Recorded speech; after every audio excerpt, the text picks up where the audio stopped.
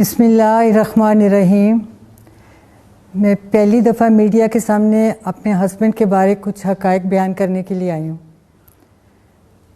آج سے چند روز پیشتر مجھے پی آئی سی ہاسپٹل سے فون آیا، رات کے تقریباً 1:30 بجے میں سوئی ہوئی تھی اس وقت۔ اس فون کال پہ میں اٹھی، گھبرا کے میں نے پوچھا، پتہ چلا کہ جی ڈاکٹر صاحب بول رہے ہیں پی آئی سی سے، تو آپ کے ہسبینڈ کے بارے میں بات کرنی ہے۔ میں بڑی پریشان ہوئی، میں نے کہا وہ تو کیمپ جیل میں ہے، تو آپ ادھر سے کیسے بول رہے ہیں؟ انہوں نے بتایا نہیں، انہیں ایمرجنسی میں ہمارے پاس لایا گیا ہے کہ ان کی اچانک طبیعت خراب ہو گئی ہے، تو آپ میڈم جتنی جلدی ہو سکے ان کی ساری میڈیکل رپورٹس لے کر ہمارے پاس پہنچ جائیں۔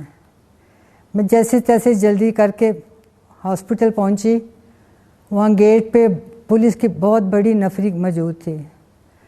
میں نے ان سے ریکویسٹ کی کہ مجھے 2 منٹ کے لیے اندر جانے دیں، ملنے ان سے۔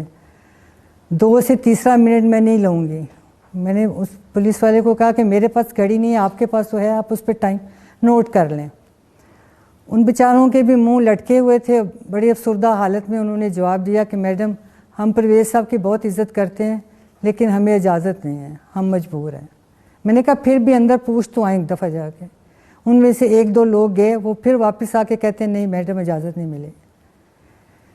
بہرحال میں وہاں کوئی تقریباً 2-3-4 گھنٹے، مجھے ٹائم نہیں یاد کتنا ٹائم میں وہاں کھڑی رہی ہوں۔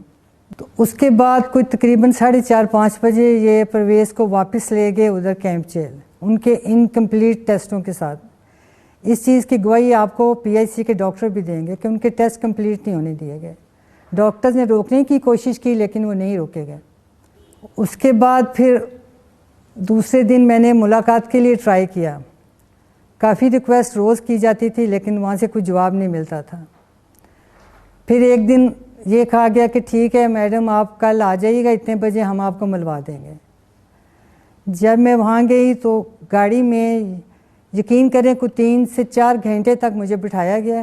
کبھی ایک آتا تھا باہر کہ جی ابھی اوپر سے سر سے بات کر رہے ہیں، ابھی آپ کو ملا دیتے ہیں۔ پھر آتے تھے جی آدھے گھنٹے بعد ملائیں گے۔ پھر جی ابھی سر نے دوسری جگہ بات کرنی ہے، آپ میڈم تھوڑی دیر انتظار کریں۔ میں نے کہا میں بیٹھی ہوں، آپ میں رات تک بیٹھی رہوں گی، جب بھی آپ کہیں گے تو میں ادھر بیٹھی ہوں، کوئی فرق نہیں پڑے گا۔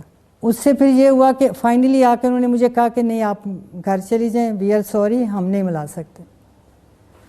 یہ مجھے ایگزیکٹ یاد نہیں کس دن کی بات ہے۔ اس کے بعد پھر میری آج صبح ملاقات ہوئی ہے ان سے۔ الحمدللہ آج جب میں ان سے ملی تو وہ فزیکلی تو مجھے کافی ویک نظر آئے ہیں، لیکن ان کا جو حوصلہ اور وہ اللہ پہ توکل مجھے ان کے نظر آیا، وہ میرے دل کو دیکھ کے کافی تسلی ہوئی کہ وہ مجھے یوں محسوس ہوا کہ اتنا ان کا توکل اللہ کی ذات پہ پہلے نہیں تھا جتنا اب اس جیل میں آنے کے بعد مجھے محسوس ہوا۔ جب میں نے ان سے پوچھا کہ اب آپ کیا سوچ رہے ہیں، تو اس پہ انہوں نے مجھے بتایا، میں سمجھنا چاہ رہی تھی کہ اس جسمانی اور ذہنی تشدد کے بعد اب ان کی اپنی ذاتی کیا سوچ ہے، وہ کیا چاہتے ہیں۔ اس پہ انہوں نے مجھے بتایا کہ میرا پہلے سٹینڈ اور پہلے جو میرا سٹانس تھا میں آج بھی اسی پہ قائم ہوں، میرا آج بھی وہی موقف ہے جو پہلے تھا، اور آج بھی اسی پہ قائم ہوں، اور انشاءاللہ تعالی آئندہ بھی میں اسی پہ قائم رہوں گا۔ یہ ساری فیملی کے لیے بھی میرا یہی پیغام ہے اور باقی لوگوں کے لیے بھی یہی ہے۔ اس پہ شکر ہے، میرے دل کو کافی تسلی ہوئی۔ لیکن جو انہوں نے مجھے جیل کے حالات بتائے وہ میں آپ سب کو بیان کرنا چاہتی ہوں کہ جو جیل میں پنجاب کی ساری جیلوں میں جب مجھے پتہ چلا ہے کہ ہر قیدی کو سی کلاس قیدی کو، وہ بھی سی کلاس میں ہے، کوئی اے بی کچھ نہیں ہے، کوئی بھی بندہ وہاں سے چیک کر سکتا ہے۔ جس کسی کو بھی میری اس بات پہ ذرا سا بھی شبہ شک ہوئے وہ وہاں سے بآسانی چیک کر سکتا ہے کہ میری اس بات میں کتنی سچائی ہے۔ اور سی کلاس سے مراد وہ ہے جو کہ پاکستان کے پنجاب کے ہر شہری کو، سی کلاس والے کو جو سہولتیں میسر ہوتی ہیں ان کو وہ نہیں دی گئیں۔ میرا صرف یہ سوال ہے، میں یہ جاننا چاہتی ہوں، 77 ایئر ان کی ایج ہے، اس شخص کے ساتھ یہ ظالمانہ سلوک کس لیے کیا جا رہا ہے اور یہ جبر و استبداد کس وجہ سے؟ آخر ان کا قصور بتائیں، اتنا بڑا کیا قصور ہے، اور یہ ہماری سنوائی کیوں نہیں ہو رہی، اس کی کیا وجہ ہے؟ کہیں داد رسی نہیں ہو رہی۔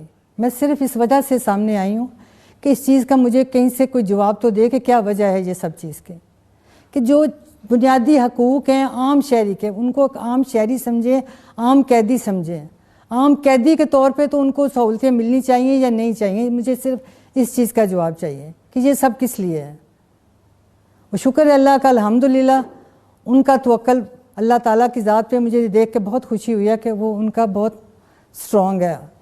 پتہ نہیں اللہ جانتا ہے کس وجہ سے ہو گیا، کیسے ہو گیا، یہ اللہ کا ہی کرم ہے خاص ہمارے پہ، اور اس کے علاوہ تو اور کچھ نہیں نظر آتا۔ ہم تو گناہ گار سے لوگ ہیں، اور میں اس کے آخر میں مجھے جو ان کا توکل، ان کا بات چیت کا انداز دیکھ کے جو سمجھ آئی ہے وہ یہی سمجھ آئی ہے جو میرے ذہن میں بار بار قرآن پاک کی یہی آیت آ رہی ہے، وَأُفَوِّضُ أَمْرِي إِلَى اللَّهِ، کہ میں اپنے معاملات اللہ کے سپرد کرتا ہوں۔